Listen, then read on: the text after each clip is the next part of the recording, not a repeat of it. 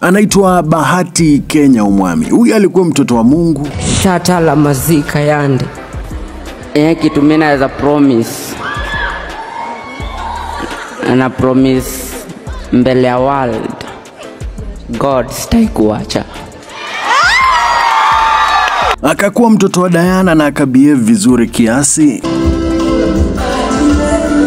Lakini sasa hivi kijana yetu ameamua hiyo nyashi na ni confused. Lakini sasa hivi kijana yetu ameamua kuwa his own man. Na ana misbehave mbaya. Amefanya kina saizi yetu waamue kupiga maombi.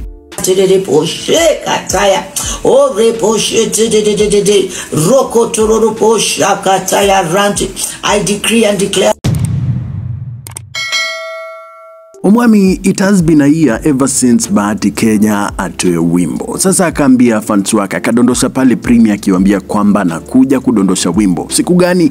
Date 1st October. Lakini ukiangalia vile ambavyo alikuwa amevalia kwa ile video, inaonyesha kwamba he is a new man. Ni mtu ambaye amebadilika. Muziki wake unakuja ukichange muziki tofauti kabisa. October 1st akadondosha ngoma inaitwaje? Seti. Okay, mimi ni radio presenter na nisema ukweli, sina shida na kucheza wimbo huu hewani. Sina shida kabisa na kucheza hewani. The audio sina shida nayo. Shida niko nayo ni video. Vixen ambaye alitumika kwa hii video ni Vixen mwingine analeta kiki. Vixen mwingine analeta mambo moto because pia ukiangalia the first comment kwa video inasema hivi: ati kama unakubali hapa hakuna kitu ni matako au nyashi mekuleta huku, weka like tukisonga. That is the first comment kwa video. Yani that is the first comment ambayo iko na likes mingi. Kuna mwingine anasema vipi, kama umeamini Bahati anahitaji maombi, weka like. Ati hapa hakuna kitu umeimba bro, how many agree with me by show of hands. Yani hakuna content, watu wanasema hiyo wimbo haina content kabisa. Ni video tu, ni mambo watu wanaona dunia kwamba ni kiki, hakuna content kabisa na hiyo ngoma. Mwingine anasema vipi, mwingine anasema vipi, ati if you believe hii ni ujinga na kukosa adabu na kurukiwa na akili, piga like hapa.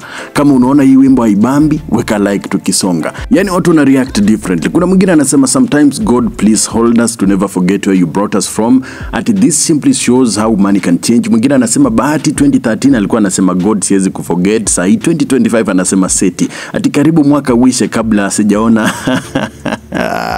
But this is the comment ambayo ilishika my eye. It caught my eye. Hii inasema hii video ngapi wanasema itolewe. Mwingine anasema this is the kind of music that should not be given space in Kenya. Reject.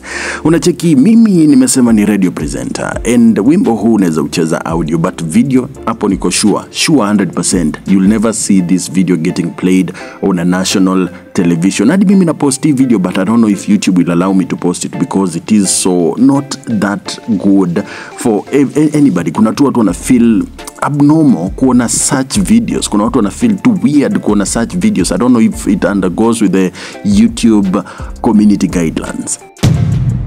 Na utuende kwa habari za mjini, the talk of town. Kama unajua the number one fan wake Bahati wanakwe Diana Marwa. Now, baada ya Diana Marwa kuona hiyo video ya seti, imebidi drop a statement pale Instagram akisema hivi: ati dear team Diana, my statement on Bahati's new music direction. I know many of you have seen the recent conversations and content around Bahati.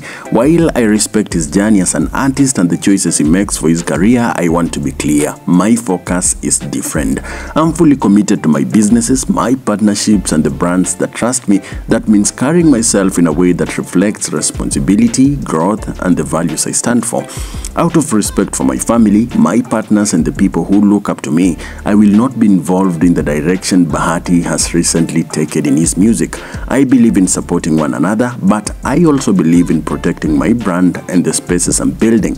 Thank you all my supporters and partners who continue to walk this journey with me, Diana Marwa. Now, kuna opinions tofauti ambazo zimetolewa kuhusiana na statement yake Diana Marwa. Kuna wale ambao wanaona ya kwamba Diana Marwa anajiondoa kwa content yake Bahati na hivyo ndio vile kunaweza kwenda wa break up, kukwenda divorce. Lakini kuna kitu kingine ambacho nilikiona kwa comment ya hiyo statement. Dr. Nails anasema kiki usiku na mchana, next talented people please. Anaona tu ngoma ni kiki, the video ni kiki tu, Diana anatafuta, pia Bahati anatafuta, ni kiki tu anatafuta. Twitter bwana. Mwingine anaitwa Benalinki anasema how does Diana didn't understand and yet I'm sure behind the scene of the video shooting she was around. Hakuna mambo, hakuna anajua. They understand the game. Huyu anaona tu pia ni kiki, they know what they are doing. Mimi sisemi kitu bwana. Mimi sisemi kitu manze, nakuachia wewe. Wewe unaona hii ni kiki ama ni Bahati Kenya, the new Bahati Kenya? Inafaa tufanye vipi tuzoeane na yeye?